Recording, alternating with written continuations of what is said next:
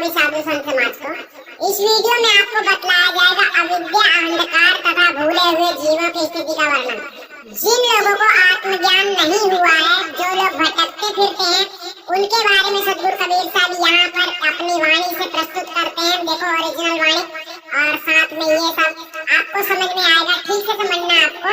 और जितने लोग संसार में भटक रहे हैं कबीरपंथी, उन सबको ये वीडियो भेज देना, ठीक है। चलत चलत अति चरण पिराना, हारि परे तहाँ अतिरे सयाना, गण गंधर्व मुनि अंत न पाया। देखो आप लोग तो बड़े छोटे चीज हो अगर परमात्मा को ढूंढ रहे हो। गण गंधर्व मुनि अंत न पाया, हरि अलोक जब धंधे लाए, गहनी बंधन बाण न सूझा, छाती परे तहाँ किछउ न बूझा, भूलि परे जी अधिक डराई, रजनी अंधकूप होय जाए, माया मोह उमा भरपूरी, दादुर दामिनी पवन अपूरी, वर्षे तपय अखंडित धारा, रैन भयावन कछु न आधार, सबय लोग जगलाइया, अंधा सबय भुलाना, कहाँ कोई न माने, सब एकै माही समान। ठीक है, चलिए अविद्या, अंधकार तथा भूले हुए जीवों की स्थिति का वर्णन सद्गुरु करते हैं। सद्गुरु कबीर साहब कहते हैं कि प्रथम ओमकार ब्रह्म निरंजन और उसकी इच्छा के द्वारा महामाया आद्या शक्ति उत्पन्न हुई। अतः इन्हीं दोनों के द्वारा समस्त संसार की उत्पत्ति हुई।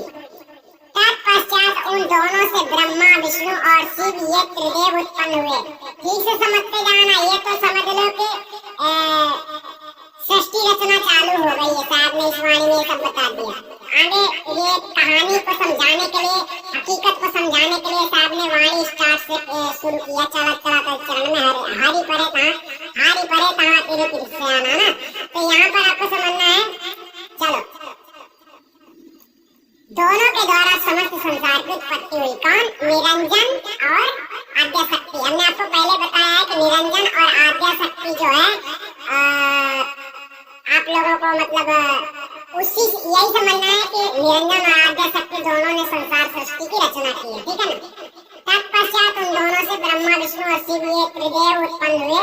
ओमकार ब्रह्म निरंजन तो उक्त त्रिदेवों के उत्पन्न होने पर अदृश्य गुप्त होकर शून्य में स्थित कर गया। ठीक है ना, क्योंकि वह प्रथम इस जड़ प्रकृति रूप जगत की रचना करके वह स्वयं ही दिव्य देह धारण करके प्रकट हो गया था। ठीक है ना। तदनंतर उसने महामाया आद्या शक्ति को उत्पन्न करके उसके द्वारा त्रिदेव को उत्पन्न किया था तथा उक्त त्रिदेवों की उत्पत्ति होने के पश्चात वह गुप्त होकर शून्य में समाकर स्थित कर गया था। अब देखो, अनुराग सागर में आपको न जाने कितनी बड़ी बड़ी कथा बताते हैं कि ये ज्ञान का बीज यहाँ से लाया, फलाना लाया, ढिमका लाया। तुम इसीलिए हम कहते हैं गलत ग्रंथों का ज्ञान मत पढ़ो। तत्पश्चात उक्त त्रिदेवों ने जब इस जगत की रचना को देखा, तब वह परस्पर में विचार करने लगे कि इस जगत का उत्पत्ति करता कौन है। जब वह इस विषय को नहीं समझ सके, तब उन्होंने माता आद्या देवी से जाकर पूछा। तब आद्या देवी ने बताया कि इस जगत का रचयिता ओमकार ब्रह्म निरंजन है। अतः तब वह त्रिदेव उस ब्रह्म निरंजन की प्राप्ति के लिए खोज करने लगे, परंतु उनको किसी प्रकार भी उसका दर्शन नहीं हुआ। तत्पश्चात उन्होंने आद्या देवी के उपदेशानुसार पिंडी तथा ब्रह्मांडी साधन जाप, अजपा, योग, तपादि को विधि पूर्वक किया तथा ओम सोहम राम ररम आदि विभिन्न प्रकार के अनाहत ध्वन्यात्मक शब्दों को प्राप्त करके ब्रह्मांडी दिव्य ज्योतियों का त्रिकुटी से लेकर चोटी के नीचे तक साक्षात्कार दर्शन किया। तदनंतर उन त्रिदेवों ने उन्हीं दिव्य ज्योतियों तथा ओम सोहम ररंकार आदि को परमात्मा दर्शन स्वीकृत कर लिया और उसी को ऋषि मुनि महर्षि सनकादि तथा समस्त संसार में प्रचार कर दिया। अतएव सद्गुरु कहते हैं, चलत चलत अति चरण में अति चरण पिराना, हारि परे तहाँ अतिरे सयाना। यहाँ पर समझ लेना, जितने लोग ध्यान करते हैं ना, तो सद्गुरु कबीर साहब उसके खिलाफ बता रहे हैं कि ये सब आप लोगों ने तो इतना कुछ देखा भी नहीं होगा जितना ये ब्रह्मा विष्णु महेश देख चुके हैं, लेकिन फिर भी इनको मुक्ति नहीं हुई है, क्योंकि आप लोग उल्टा ज्ञान से, उल्टी तरीके से ज्ञान चल रहे हैं, ज्ञान में चल रहे हैं, आत्मा की खोज में। आत्मा की खोज में ये सब नहीं करना होता जो आप लोग कर रहे हैं। ठीक है ना। ये ध्वन्यात्मक शब्द, अनाहत ध्वन्यात्मक शब्दों को जो भी आप सुनते हैं ना, वो अनाहत शब्द है जिन्हें तुम्हें ऐसा लगता है कि सार शब्द की धुन है। सार शब्द की धुन नहीं सुनना है, ध्यान रखना। आप लोगों को गुरु से आत्म स्वरूप ज्ञान प्राप्त करना है। सबसे बड़ा ज्ञान आपके लिए वही है। आप जो सुनते हैं ना, आप सुनने वाले खुद साक्षी दृष्टा होते हैं, वो आपका स्वरूप नहीं है, ये आप समझ लीजिए ठीक से। अर्थात ये सब नहीं करना है जो ज्योति दर्शन करते हैं और दोनों सुनते हैं ध्यान लगा के खपड़िया में, तो ये साहब ने सीधे सीधे मना किया, ठीक है। उन त्रिदेव ब्रह्मा विष्णु तथा शिव और ऋषि मुनि महर्षि आदि बड़े बड़े सयाने और उन उपदेशकों के उपदेशानुसार संसार में अन्य सब लोगों को अपने चेतन आत्मा स्वरूप का और अपनी चेतन सत्पुरुष परमात्मा का सत्य यथार्थ परिचय ज्ञान न होने से असत्य झूठे बनावटी बीज के बने हुए स्वामी ब्रह्मांड सिद्ध आत्मा निरंजन ब्रह्म को ही असली परमात्मा मानकर उनकी प्राप्ति के लिए उसकी खोज में चलते चलते पैर बहुत पीड़ित हो गए। अर्थात जाप अजपा योग प्राणायाम और यज्ञ यज्ञादि कर्मकांड तथा तीर्थ व्रत तपादि अनेक प्रकार के पिंडी ब्रह्मांडी साधन करते करते तथा शारीरिक परिश्रम तथा मन बुद्धि प्राण वाणी ओम सोहम रामादि और वर्णात्मक शब्द मंत्रादि एवं शंख सहनाई वीण बांसुरी आदि ध्वन्यात्मक शब्दों का साधन करते हुए भी उसकी प्राप्ति नहीं हुई। तब वह सब हार कर गिर पड़े और सब साधन छूट गए और तब वह निराश होकर अपने ही ऊपर क्रोध करने लगे। अर्थात उस ब्रह्म निरंजन की प्राप्ति न होने से वह अपने मन में खेद करने लगे कि मेरे उद्देश्य की सिद्धि अभी तक नहीं होने पाई। इस प्रकार तो आगे भी होना असंभव है। अतः सदगुरु कहते हैं कि उस ब्रह्म निरंजन का अंत देवगण गंधर्व तथा ऋषि मुनि महर्षि आदि किसी में भी नहीं पाया। तो ये संसारी लोग कैसे पा सकते हैं, ठीक से समझ लेना। ये साहिब के विचार है, साहिब डायरेक्ट कह रहे हैं, आपके समझ में नहीं आता है तो लगाओ खपड़िया में ध्यान। मतलब निरंजन का पार नहीं पाया है, परमात्मा की तो तुम बातें ही छोड़ दो अगर तुम परमात्मा को खोजना चाहते हो तो। क्योंकि हम तो डायरेक्ट कह रहे हैं कि सदगुरु कबीर साहब ने आत्मा परमात्मा का स्वरूप ज्ञान करवाया है। भेदी गुरु इसीलिए होता है और भेदी गुरु के शरण में आप जाते हो, भेदी गुरु की सेवा से आप उसको प्राप्त कर सकते हो, ठीक है। दूसरा कोई रास्ता नहीं। साहब ने कहा तो ये संसारी लोग कैसे पा सकते हैं। अतः जब उन सब ने उसका अंत किसी प्रकार नहीं पाया तब यह सब खेद पूर्वक विचार करने लगे कि संसार की उत्पत्ति करने का महाप्रलय में समस्त संसार को हरने अर्थात विलीन करने वाला हरि ब्रह्म निरंजन गुप्त अव्यक्त है और उसने समस्त संसार को अनेक प्रकार से कर्मों के झमेले में डाल दिया है। अथवा वह अव्यक्त गुप्त है, उसके लिए सुख शांति पूर्वक मुक्ति प्राप्ति के लिए योग यज्ञादि वेदोक्त कर्मकांड का ब्रह्म तथा ऋषि मुनियों ने संसार में विशेष प्रचार कर दिया एवं उन गुरुओं के उपदेशानुसार समस्त संसार के मानव प्राणी विभिन्न प्रकार वेदोक्त यज्ञादि कर्म करने के धंधे अर्थात व्यापार रूप झमेले में लग गए। जिन लोगों ने झमेला खड़ा किया उल्टा सीधा ज्ञान देते हैं, ये इनका व्यापार है, ध्यान रखना। सदगुरु कहते हैं कि ब्रह्मा आदि तथा ऋषि मुनियों ने वेदादि वाणी का प्रचार करके जो योग यज्ञादि अनेक प्रकार के वेदोक्त कर्म तथा ओम सोहम आदि ब्रह्मांड साधन संयुक्त ब्रह्म निरंजन की उपासना और अनेक देवोपासना की वाणी का प्रचार किया था, उस अनेक प्रकार की ग्रहण की हुई वेदादि वाणी का कड़ा बंधन किसी को भी नहीं सूझा अर्थात नहीं दिख पड़ा एवं उन वेदोक्त यज्ञादि कर्म और योगादि संयुक्त निरंजन की निर्गुण उपासना तथा त्रिदेव एवं राम कृष्णादि अवतारों की सगुण उपासना की वाणी रूप बंधन को जीवों ने स्वयं ग्रहण कर लिया, किंतु वह अनेक प्रकार की वाणी रूप बंधन किसी को भी नहीं दिख पड़ता कि यह सत्य है अथवा असत्य है।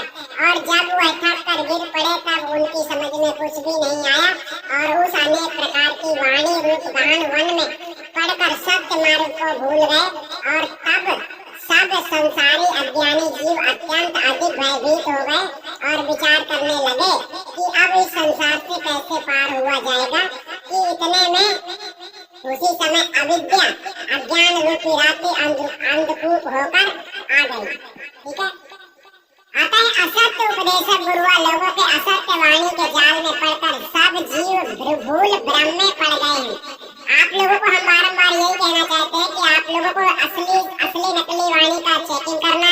आप लोग नहीं जानते हैं नकली कौन सी वाणी है, इसलिए जब बीजक पढ़ोगे ना तो आपको समझ में आ जाएगा नकली कौन है। क्योंकि असली ज्ञान साहब का बीजक है और बीजक मूल ज्ञान है, ठीक है। उनको अपने निज घर महाचेतन सतपुरुष परमात्मा की प्राप्ति का विशुद्ध साधन मार्ग नहीं सूझता, अर्थात जो जिसमें से आप निर्मल हो सकते हैं, ऐसी भक्ति आपको नहीं मिल पा रही। अतः सब जीवों पर अविद्या रूप रात्रि व्याप्त हो गई है, वर्णादि तथा देहाभिमान रूप का साम्राज्य छा गया है। उस अविद्या भूल भ्रम रूपी रात्रि में माया और मोह का वहाँ भरपूर अंधकार छाया हुआ है। उसमें काम क्रोध लोभ आदि रूपी मेढक बोल रहे हैं। कभी कभी शतोगुणी रूपी बिजली की भी चमक हो जाती है और विषय वायु की आंधी भी बह रही है, और वह अविद्या रूपी रात्रि आध्यात्मिक आदि भौतिक आदि दैविक रूप त्रिविध तापों से तपती रहती है।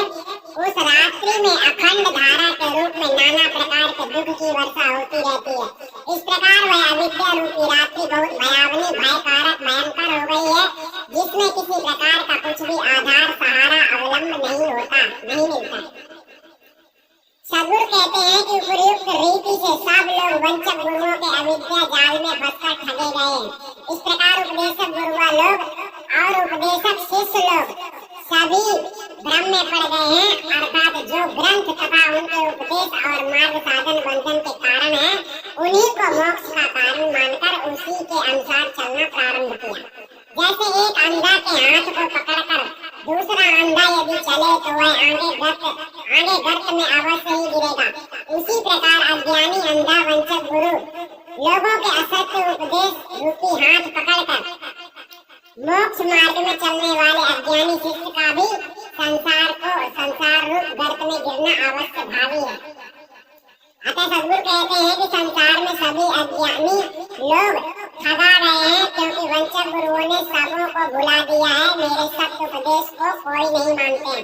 सदगुरु कबीर साहब क्या कहते हैं? मेरे सत्य उपदेश को कोई नहीं मानते।